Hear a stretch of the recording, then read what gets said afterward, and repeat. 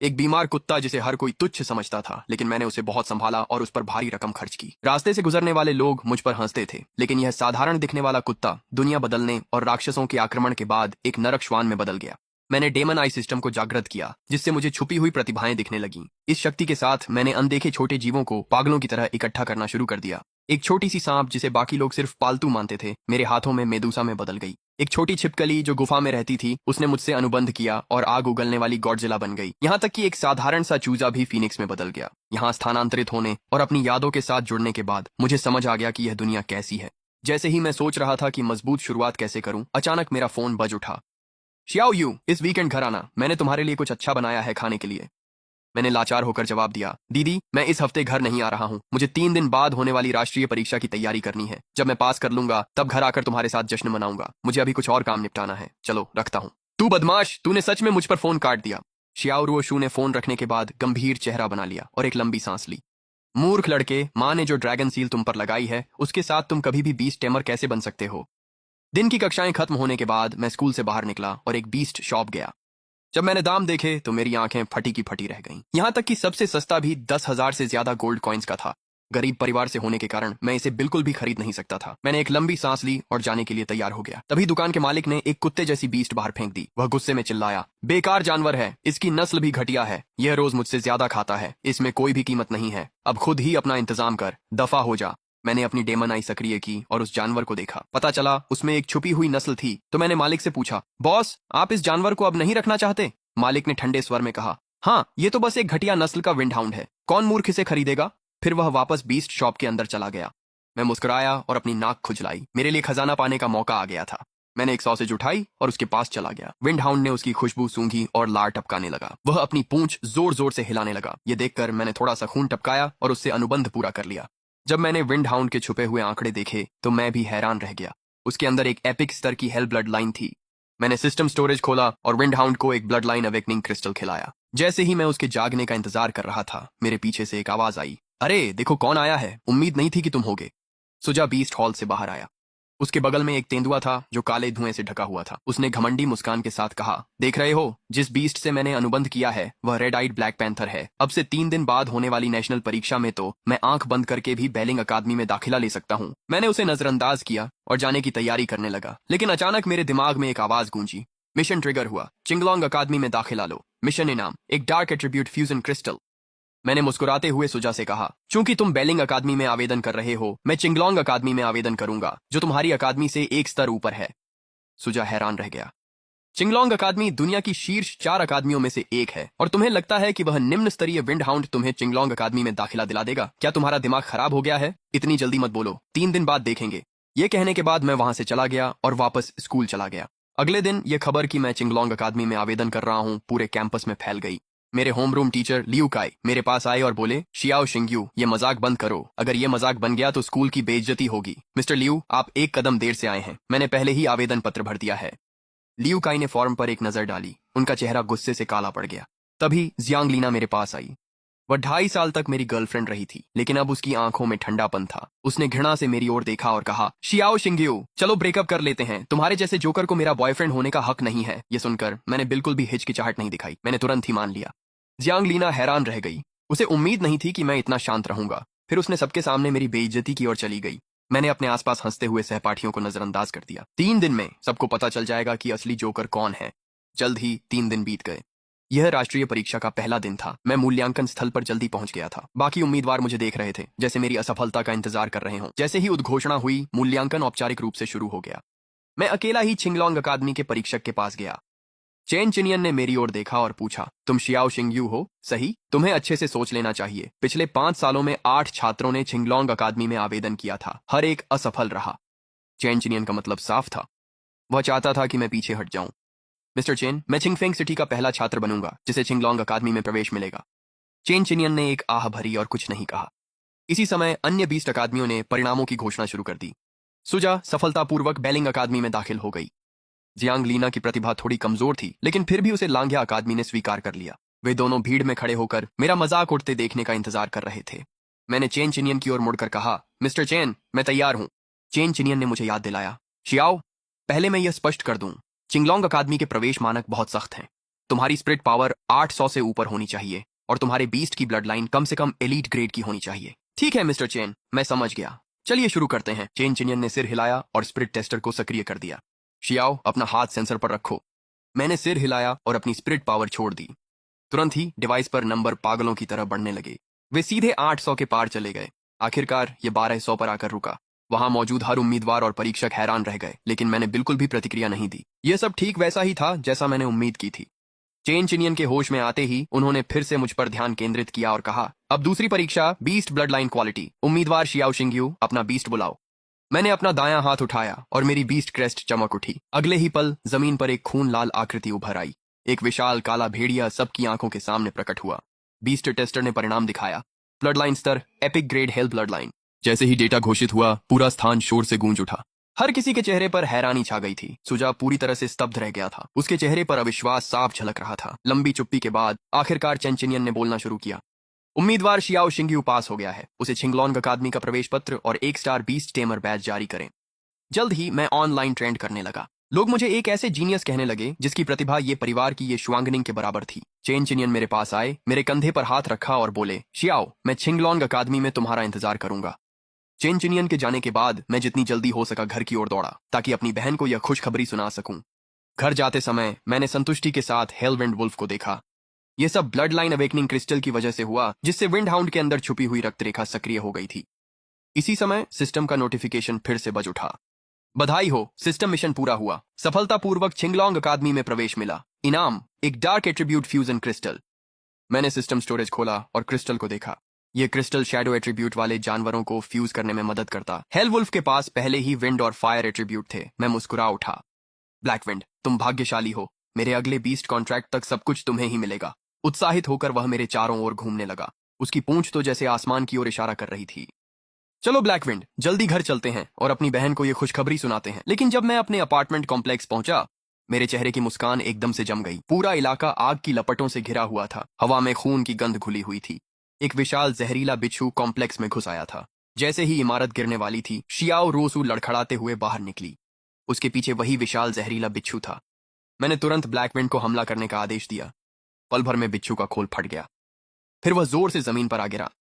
Xiao Rossouw हैरान होकर मेरी ओर मुड़ी। शियाओ, तुम बीस्ट टेमर बन गए?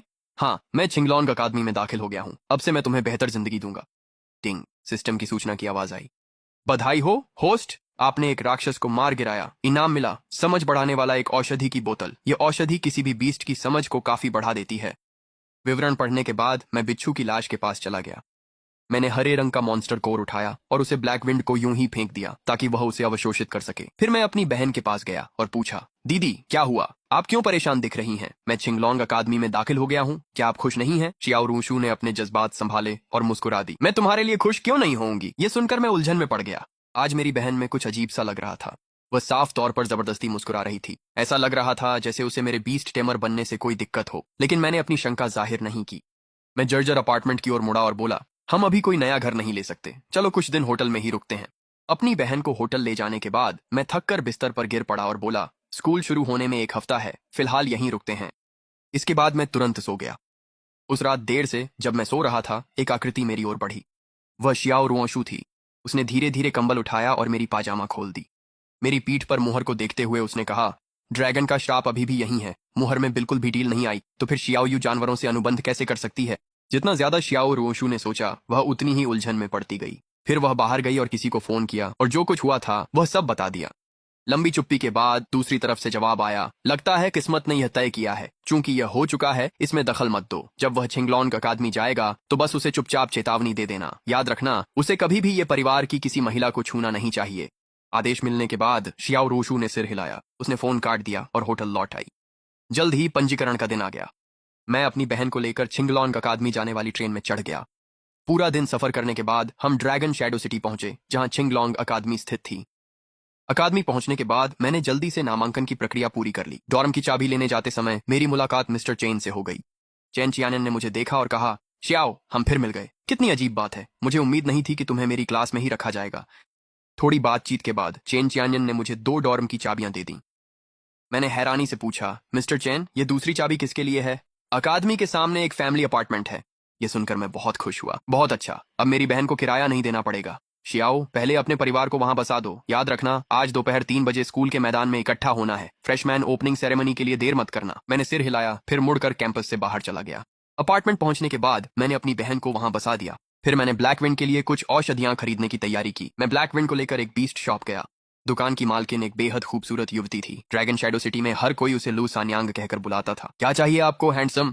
लुओ सान्यांग ने मुझे ऊपर से नीचे तक देखा और बोली। वह समझ गई थी कि मैं नया छात्र हूं, इसलिए उसने कहा, अकादमी के नए छात्रों को यहाँ छूट मिलती है। मैंने दुकान में इधर उधर देखा और वह फायर एट्रीब्यूट औषधि ढूंढ ली जो मुझे चाहिए थी। कीमत देखकर मैंने ठंडी सांस ली। इसकी कीमत वास्तव में 10,000 थी। यह तो बहुत ही महंगा था। मेरा परेशान चेहरा देखकर लुओ सान्यांग ने पूछा, हैंडसम, कहीं तुम कंगाल तो नहीं हो? मैंने सिर हिलाया और एक लंबी सांस ली। जैसे ही मैं जाने ही वाला था, एक खूबसूरत महिला दुकान में दाखिल हुई। उसके पीछे एक विशाल लोमड़ी जैसी बीस्ट थी। मैंने स्वाभाविक रूप से अपनी डेमन आई सक्रिय कर उस बीस्ट के आंकड़े देखने की कोशिश की। 3 पूंछ वाला थंडर फॉक्स, एपिक ग्रेड, पवन और बिजली दोनों प्रकार का। इसका अंतिम विकास क्रिम्सन लाइटनिंग टाइगर है। बीस्ट की स्थिति, उन्मादी, विश्लेषण, युद्ध के बाद का ट्रॉमा सिंड्रोम, इलाज की योजना। जब मैं इसका विश्लेषण कर रहा था, तभी थंडर फॉक्स ने अचानक बिजली का झटका छोड़ा और पास की एक शेल्फ गिरा दी। बाकी ग्राहक घबरा गए और इधर उधर भागने लगे। लुओ सान्यांग ने घबराकर चिल्लाया, मिस किन, कृपया अपने बीस्ट को शांत करें, मुझे अभी अपना कारोबार चलाना है। यह देखकर किन यानरन ने कहा, सान्यांग, तुमने भी देखा, मेरा बीस्ट बीमार है। पिछली बार एक बीस्ट डॉक्टर ने कहा था कि इसे बाइपोलर डिसऑर्डर है। जब तक यह फ्रॉस्ट ग्रास खाता है, यह फिर से शांत हो सकता है। यह सुनकर लुओ सान्यांग जल्दी से फ्रॉस्ट ग्रास ढूंढने चला गया। इसी दौरान मैंने किन यानरन के सीने की ओर देखा और नोटिस किया कि वह वास्तव में एक 5 स्टार बीस्ट टेमर है। किन यानरन ने आगे कहा, तुम्हारे पास कितनी फ्रॉस्ट ग्रास बची है? सब कुछ मेरे लिए पैक कर दो। तो अमीर लोग ऐसे ही पैसे खर्च करते हैं। एक फ्रॉस्ट ग्रास की कीमत 25,000 थी। लुओ सान्यांग कुल मिलाकर 20 लेकर आया। मेरे लिए इतनी रकम तो आसमान छूने जैसी थी। मैंने तुरंत एक आइडिया निकाला और कहा, मिस्किन, आपके बीस्ट को बाइपोलर डिसऑर्डर नहीं है। फ्रॉस्ट ग्रास सिर्फ लक्षणों का इलाज करता है, जड़ का नहीं। तभी किन यानरन ने मुझे पास में खड़ा देखा। तुम कौन हो? नमस्ते, मेरा नाम शियाओ शिंग्यू है। मैं चिंगलोंग अकादमी में फ्रेशमैन हूँ। लुओ सान्यांग एक पल के लिए ठिठक गया, फिर अचानक समझ गया, इसलिए तुम मुझे जाने पहचाने लगे। इस साल की राष्ट्रीय परीक्षा में वही होना जिसकी शुरुआती स्पिरिट पावर 1,000 से ऊपर गई थी। मैंने झेंपते हुए अपना सिर खुजाया। किन यानरन ने पूछा, तुमने कहा कि मेरी बीस्ट को बाइपोलर डिसऑर्डर नहीं है, क्या तुम बीस्ट डॉक्टर हो? मैंने सिर हिला दिया। मैंने कहा कि मैं बीस्ट डॉक्टर नहीं हूं, लेकिन मुझे बीस्ट मेडिसिन के बारे में थोड़ा बहुत पता है। अगर इस 3 पूंछ वाले थंडर फॉक्स को देखा जाए तो इसके शरीर पर कई ताजा घाव हैं। इसका मतलब है कि हाल ही में इसने बार बार राक्षसों से लड़ाई की है। किन यानरन ने हल्के से सिर हिलाया। सही कहा, हाल ही में हमारी गिल्ड को कई इनामी मिशन मिले हैं। ये लड़ाई में कई बार घायल हुआ है। मैंने गला साफ किया और विश्लेषण करना जारी रखा। 3 पूंछ वाले थंडर फॉक्स स्वभाव से ही संवेदनशील होते हैं। लड़ाई में घायल होने के बाद अगर उसके घावों में दानवी ऊर्जा लग जाए तो उसे पोस्ट बैटल ट्रॉमा सिंड्रोम नामक स्थिति हो सकती है। किन यानरन और लुओ सान्यांग ने एक दूसरे की ओर देखा, पूरी तरह से उलझन में थे। थंडर फॉक्स की अभी जो अत्यधिक उग्र अवस्था है, वह पोस्ट बैटल ट्रॉमा सिंड्रोम का संकेत है। अगर आप इसे ठीक करना चाहते हैं तो फ्रॉस्ट ग्रास सिर्फ लक्षणों का इलाज करेगा। मेरे पास एक नुस्खा है। अगर मिस किन मुझ पर भरोसा करती है तो आप इसे आजमा सकती हैं। हैंडसम, तुम कोई पशु चिकित्सक नहीं हो, यूं ही बातें मत करो। मिस किन, किसी बच्चे की बकवास पर ध्यान मत दो। फिर लुओ सान्यांग जल्दी से मेरे पास आई और धीरे से फुसफुसाई, मूर्ख लड़के, वह कांगचियोंग गिल्ड की नेता की बेटी है। अगर तुमने गलत दवा दी और थंडर फॉक्स की हालत और बिगड़ गई तो तुम्हें बहुत बड़ी मुसीबत हो जाएगी। किन यानरन ने मुझे घूरते हुए कहा, मैं एक बार तुम पर भरोसा करूंगी, नुस्खा लिखो। मैंने एक पेन उठाया और कागज पर लिखना शुरू किया। फिर मैंने वह लुओ सान्यांग को थमाया और कहा, इस नुस्खे के अनुसार दवा तैयार करो। लुओ सान्यांग ने जड़ी बूटियों को इकट्ठा किया और कुछ मिनटों तक उन्हें मिलाया। फिर उसने वह औषधि थंडर फॉक्स के मुंह में डाल दी। जल्द ही थंडर फॉक्स के चारों ओर की अनियंत्रित बिजली गायब हो गई। उसकी उग्र आंखें फिर से कोमल हो गईं। थंडर फॉक्स आज्ञाकारी होकर किन यानरन के पास लेट गया और उसके हाथ की पीठ को चाटने लगा। फिर वह मेरे पास आया और हल्के से सिर झुकाकर मुझे धन्यवाद दिया। इस समय लुओ सान्यांग पूरी तरह से स्तब्ध रह गई थी। यह अविश्वसनीय है, यह बच्चा सच में चमत्कारी चिकित्सक है। किन यानरन मेरे पास आई और मुस्कुराई। मेरे पशु को ठीक करने के लिए धन्यवाद, जो भी इनाम चाहो मांग लो। लुओ सान्यांग बगल से हंस पड़ी। सच कहूं तो मिस्किन, ये हैंडसम लड़का यहाँ फायर एट्रीब्यूट औषधि खरीदने आया था, लेकिन यह एक छोटे शहर से है तो शायद इसके पास पैसे थोड़े कम हों। जैसे ही लुओ सान्यांग ने अपनी बात पूरी की, किन यानरन ने एक बैंक कार्ड निकाला और उसे मेज पर पटक दिया। इस कार्ड में 5 लाख हैं। अपनी दुकान की सबसे उच्च श्रेणी की फायर एट्रीब्यूट औषधियां ले आओ। अभी लाती हूँ मिस्किन। लुओ सान्यांग स्टोरेज रूम की ओर दौड़ गई। जल्द ही वह 5 फायर एट्रीब्यूट औषधियां लेकर लौट आई। ये दुकान की सबसे बेहतरीन क्वालिटी है। हर एक की कीमत 1 लाख है। किन यानरन ने सभी 5 औषधियां पैक की और मुझे थमा दी। मैंने मुंह से विनम्रता से मना किया, लेकिन मेरे हाथ रुकने का नाम नहीं ले रहे थे। तोहफे स्वीकार करने के बाद मैंने मन ही मन सोचा, ये चिकित्सकीय कौशल वाकई बहुत कीमती है। ये मुझे और भी शक्तिशाली लोगों से मिलने में मदद कर सकता है। किन यानरन से विदा लेने के बाद मैं अकादमी लौट आया। किंग लॉन्ग अकादमी में प्रवेश करने के बाद मैं सीधे चौक के केंद्र की ओर गया। जैसे ही तोपों की सलामी हुई, उद्घाटन समारोह आधिकारिक रूप से शुरू हो गया। मुख्य मंच पर अनुशासनाध्यक्ष लीन कांग मुस्कुरा रहे थे। उन्होंने गला साफ किया और कहा, कृपया प्राचार्य का स्वागत करें जो भाषण देंगे। जैसे ही उन्होंने बात पूरी की, एक शेर की दहाड़ ने आसमान में बादलों को हिला दिया। एक विशाल शेर ऊपर से नीचे उतरा। सभी लोग हैरानी से ऊपर देखने लगे। कोई आश्चर्य नहीं कि उन्हें देश की सबसे सुंदर प्राचार्य कहा जाता है।